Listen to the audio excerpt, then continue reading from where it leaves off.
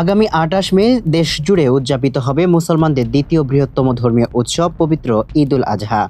উৎসবের এই বিশেষ দিনে আবহাওয়া কেমন থাকবে তা নিয়ে সাধারণ মানুষের কৌতূহলের শেষ নেই। আবহাওয়া অধিদপ্তর জানিয়েছে, ঈদের দিন সারা দেশে মিশ্র আবহাওয়া বিরাজ করতে পারে।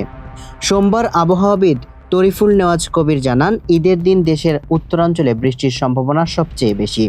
বিশেষ করে রংপুর, ময়মনসিংহ ও সিলেট অঞ্চলে বিক্ষিপ্ত থেকে মাঝারি ধরনের বৃষ্টি, এমনকি ভারী বৃষ্টিপাতও হতে পারে। ফলে রাজশাহী ও ঢাকার দিকে তুলনামূলক বৃষ্টির পরিমাণ কম থাকার পূর্বাভাস রয়েছে।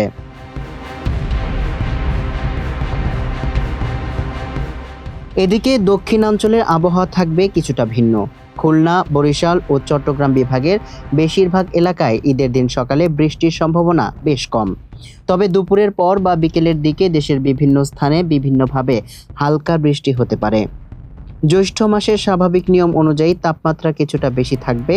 ফলে যেসব এলাকায় বৃষ্টি হবে না সেখানে তীব্র ভ্যাপসা গরম অনুভূত হতে পারে। আর বৃষ্টি হলে আবহাওয়া কিছুটা সহনীয় হয়ে উঠবে।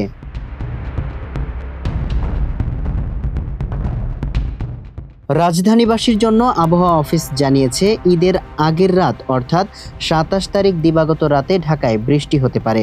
তবে ২৮ মে ঈদের দিন সকালে খুব হালকা ২-১ ফোঁটা বৃষ্টি ছাড়া বড় কোনো সম্ভাবনা নেই। ফলে সকালে নির্বিঘ্নে ঈদের জামায়াত আদায় করা সম্ভব হলেও বিকেলের দিকে রাজধানীতে নামতে পারে বৃষ্টি। এছাড়া ঈদের পরের দিন অর্থাৎ ২৯ মে সারা দেশে তুলনামূলক বিক্ষিপ্তভাবে বৃষ্টিপাতের পরিমাণ আরও বাড়তে পারে বলে জানিয়েছে আবহাওয়া অধিদপ্তর। সামিউল ইসলাম, মানবকণ্ঠ।